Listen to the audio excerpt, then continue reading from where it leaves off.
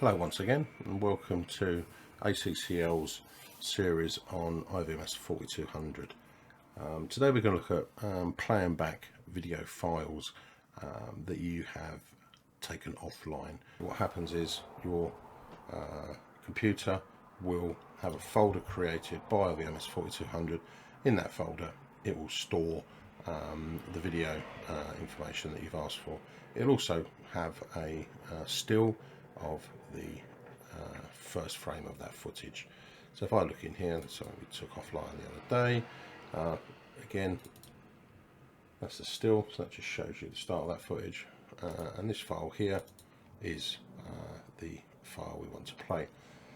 I clicked on that on purpose because it just proves that this file isn't a standard video file.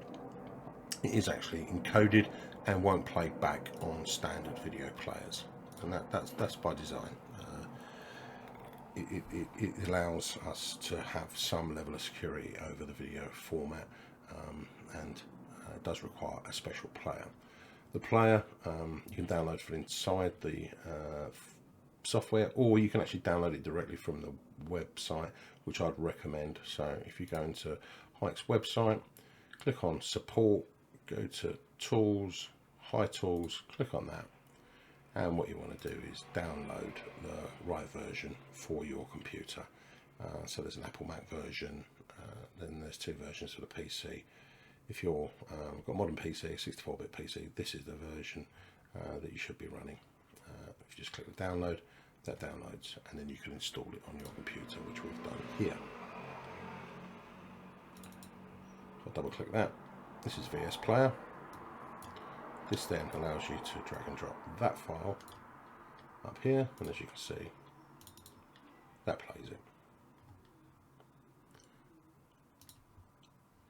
The playback you have, the control is a lot better than most general video players. So if I pause that, I can frame back.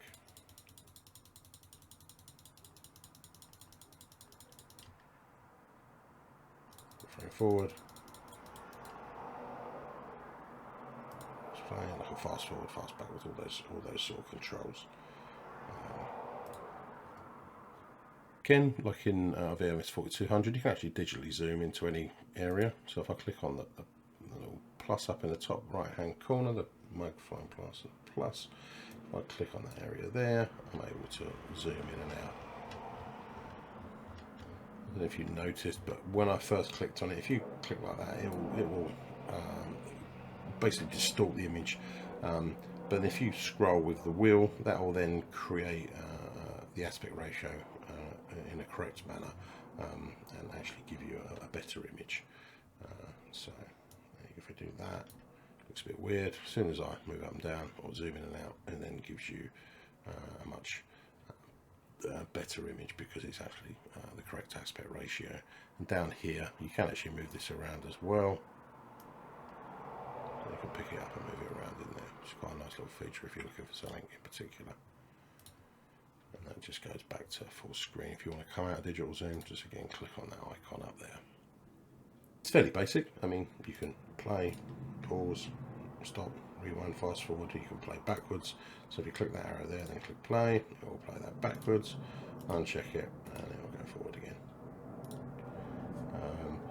There's a couple of little features here. You've got a toolbox, a couple of things you can do with this version. You can clip, so that allows you to drop a file in here. We can drop the same file, a different one in, and it allows you to snip the video down. It's very basic, but it's quite useful.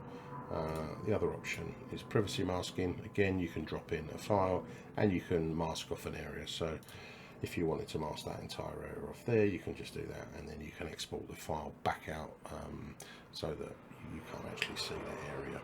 Again, for data compliance, quite a useful feature.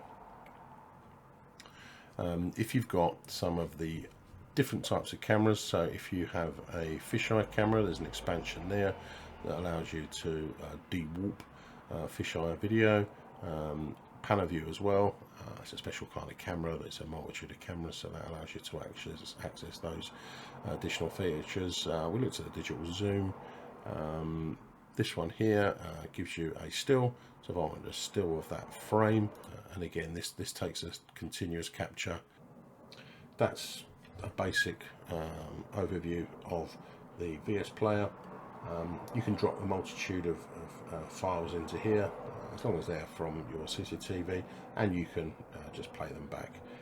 You can actually, if you've got 4 or 5 cameras at the same time, with the same time codes, you can play them back concurrently, so that you can review what's going on across a wider area. But that's the basic use of VS Player. I hope you found that useful. Click like and subscribe. Thank you very much.